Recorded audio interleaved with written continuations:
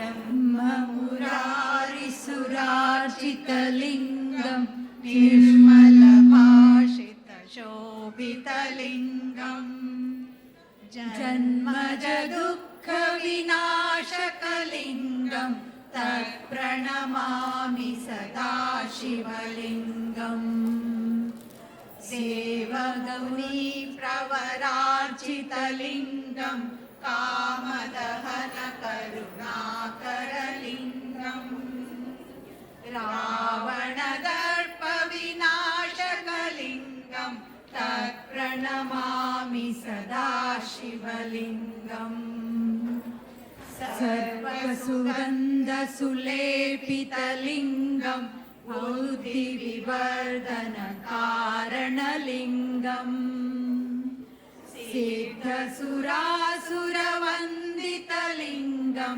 तत्प्रणमामि सदा शिवलिङ्गम् कनकमहामणिभूषितलिङ्गं फणिपतिवेष्टितशोभितलिङ्गम् दर्शसुयज्ञविनाशकलिङ्गं तत्प्रणमामि सदा शिवलिङ्गम् कुङ्कुमचन्दनलेपितलिङ्गं पङ्कजहारसुशोभितलिङ्गम् सञ्चितवापविनाशनलिङ्गं तत्प्रणमामि सदा शिवलिङ्गम् देवगणार्चितसेवितलिङ्गं पावभक्तिभिरेव